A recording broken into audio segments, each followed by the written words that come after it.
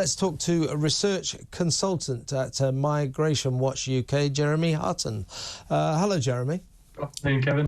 Yeah, I mean, the Prime Minister's right, isn't he? These people effectively are breaking the law. They are helping asylum seekers lie to get their applications to stay here approved. That's fraud. It's against the law. They should be prosecuted, or at least investigated and possibly prosecuted, yes? Yeah, that sounds absolutely right. I don't know the specifics of the law, so I can't say for certain, but yes, it's clearly fraud of some sort.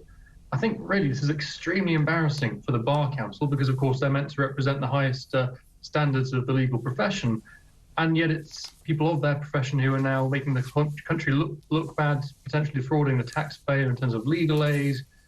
And instead of reviewing what's going on within their profession, like you'd expect, they're lashing out. You know, I suppose they've taken the old line of the best defence is a strong offence. But it's just not good enough, quite frankly. And I think they should be everyone really should be quite concerned with how they're reacting. But the Bar Council recently hasn't really shown itself to be very neutral on asylum matters. It's repeatedly tried to frustrate the government's efforts regarding the Illegal Migration Bill, now Act. Issued multiple press releases pointing out, why they didn't like it. And yet, the Supreme Court might have struck down the Rwanda plan on one aspect, but most of it got through, as did the Act through Parliament. So they're not neutral actors. They are very set against the government's asylum plans. And I think that's a big part of their incentive to not accept the fact that people of their profession are clearly up to no good. I mean, we are often asked, why does this migrant crisis continue apace? Why do the migrants continue to cross the channel hundreds at a time? Was it last week, the week before, we had the second highest number of the year, 500.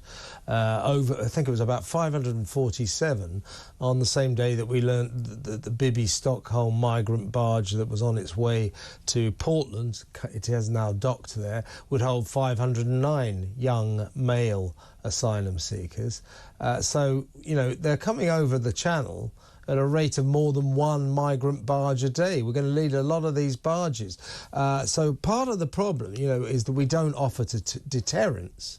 And the other part of the problem that is emerging now is there's this whole raft of lawyers out there who are helping these migrants compile fraudulent asylum applications that they know will contain the elements that are likely to get them approved. So that's another reason that this migrant crisis of ours is escalating out of control.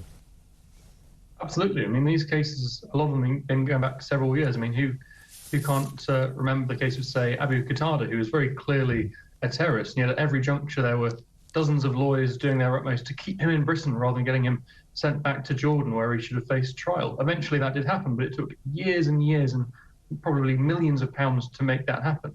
And that essentially happens with almost every single asylum seeker case, it seems. These people, they're not on the side of the British taxpayer or the British people, they're on the side of the asylum seeker, who in many cases is just an economic migrant trying to make their way into Britain to live off the largesse of the generous British taxpayer. Can I ask you a last question, Jeremy, about the Bibby Stockholm, this barge that sort of set off from Italy something like 50 years ago, as far as I can work out. Its voyage, its interrupted voyage to Portland in Dorset has been, a massive odyssey. It went from Italy. It seemed to take ages. It finally arrived in Falmouth in Cornwall.